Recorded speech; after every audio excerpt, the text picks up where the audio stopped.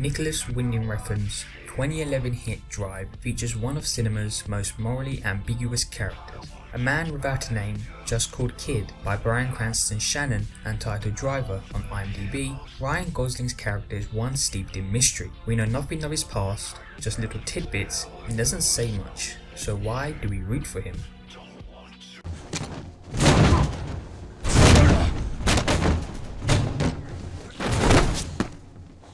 Is he even someone we should root for? But before we answer that question, let's define the term protagonist. The Oxford Dictionary has two definitions. One, a leading character or one of the major characters, and two, an advocate of justice, a hero type, as some sources say. It is fair to say Driver is a leading character, but it's hard to define whether he is a hero. He helps people commit crimes, yet he tries to help Irene and protect her from being killed. However, it is the cause of his own problem trying to help Standard commit a crime that gets Irene on a hit list. Throughout the movie, Driver does non-hero actions that push him over to the anti-hero.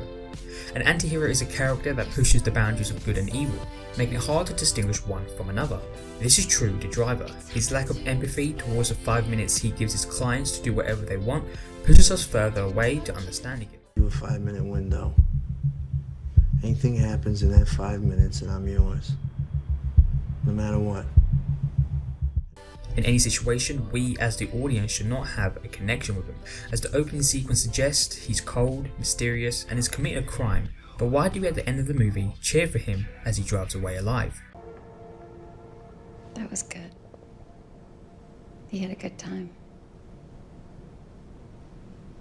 Irene is this character's whole motivation in the movie. She is the one that opens him up to us, the audience, on how good of a person he is.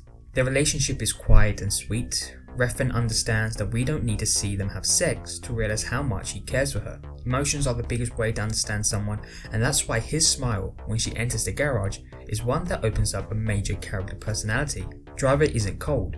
He's someone that has emotions we can relate to. Irene gives Ryan Gosling's character a goal that he can strive towards.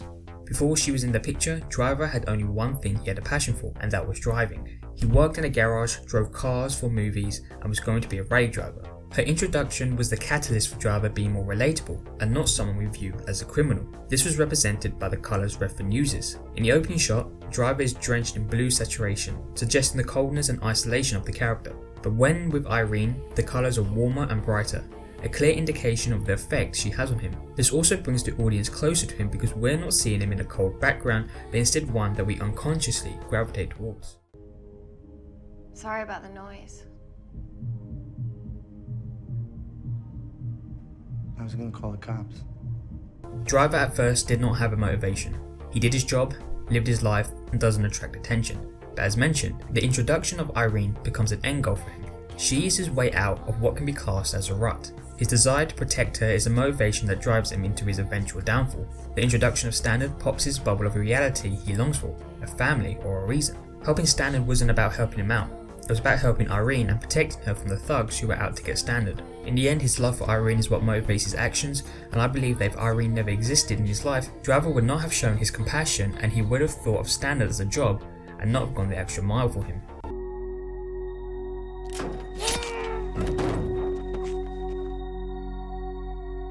The hero's journey is a staple for any film hero. There are 12 stages of the hero's journey, and Driver only hits 7 on them. The 7 that I believe that Driver hits are the call to adventure, as his meeting with Irene can be classed as that because it does shake up his world.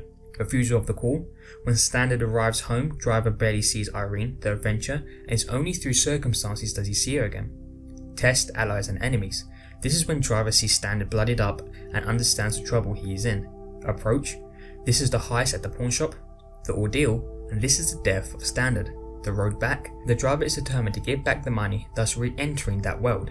Finally, the resurrection. This has Driver meet his biggest challenge with the outcome affecting the people he cares about. The hero's journey is designed for our hero to learn throughout the movie. At first a novice, but by the end she learns about themselves and improves because of their experience. In the end of Drive, Driver is a different person. At the beginning he was a lonely person that didn't have much interaction, but by the midway point he had a purpose and someone he cared for. However, in the end he becomes alone again, but the movie leaves that ending to interpretation. Any audience member can have their own idea of what happens next. Does the Driver go to Irene and live a new life, or does he drive until he bleeds out? It all depends on the audience's perspective. In my opinion, Driver dies doing what he loves, driving, bleeding out slowly as he rides one more time. In the movie, we hear Driver say this. You know the story about the scorpion and the frog? Your friend Nino didn't make it across the river. He's referencing the fable about a scorpion and the frog. The fable goes, there was once a scorpion who wanted to get to the other side of the river. The scorpion asks the frog if he could help him. The frog responds with, "You only sting me."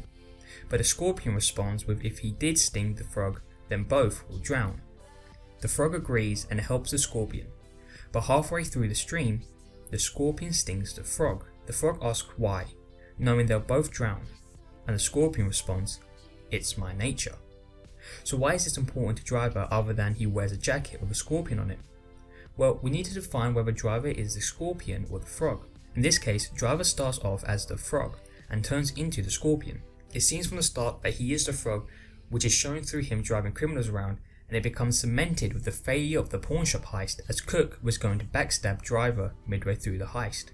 However, as the movie progresses, Driver takes on the traits of the scorpion and becomes violent, and with his comfortability with fighting, it seems this is his natural environment, which becomes true with Irene witnessing Driver stamp a man's head to a bloody pulp.